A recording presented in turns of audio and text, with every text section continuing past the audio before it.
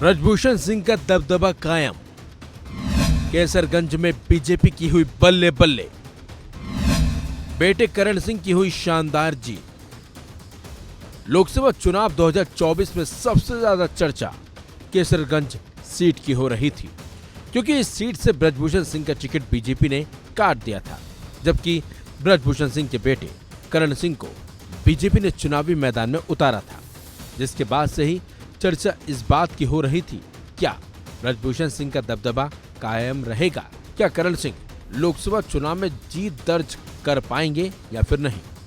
तो इन सभी अटकलों और चर्चाओं पर विराम लग गया है, क्योंकि कैसरगंज सीट से आखिरकार ब्रजभूषण सिंह के बेटे करण सिंह ने जीत दर्ज कर ली है। कैसरगंज से बीजेपी प्रत्याशी करण भूषण सिंह की ऐतिहासिक जीत हुई है। लगभग 1,25,000 वोटों से करण भूषण सिंह जीते हैं। वहीं गोंडा लोकसभा सीट से बीजेपी प्रत्याशी कीर्तिवर्धन सिंह जीते हैं। कीर्तिवर्धन सिंह करीब 50,000 वोटों से जीते हैं।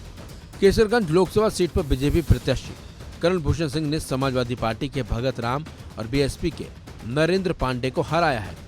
दरअसल इस सीट से बीजेपी ने भारतीय कुश्ती संघ के पूर्व प्रमुख ब्रजभूषण सिंह का टिकट काट दिया था, जिसके बाद उनके बेटे करण भूषण सिंह पर बीजेपी ने भरोसा जताया था।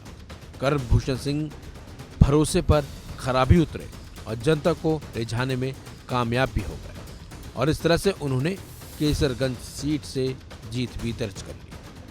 कैसरगंज सीट पर WFI के पूर्व चीफ और कैसरगंज बीजेपी सांसद ब्रजभूषण सिंह के बेटे करण भूषण सिंह को करीब 5,60,000 वोट मिले हैं।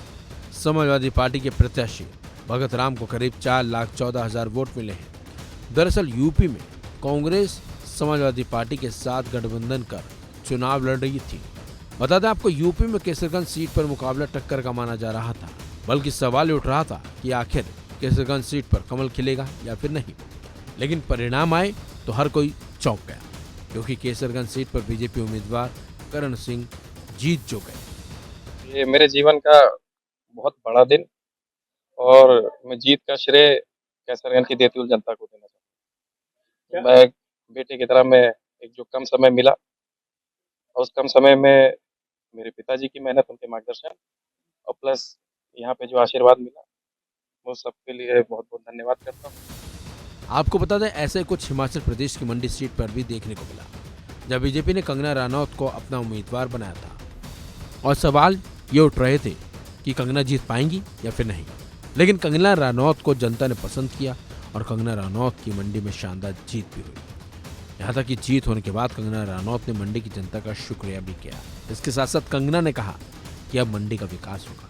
बता दें आपको, कंगना ने कांग्रेस प्रत्याशी विक्रमादित्य सिंह को हराया है। फिलहाल कैसरगंज सीट पर बीजेपी की शानदार जीत हुई है, और वहां कमल खिल चुका है। फिलहाल इस खबर में बस इतना ही। अपडेट्स के लिए बने रहिए वन इंडिया हिंदी के साथ।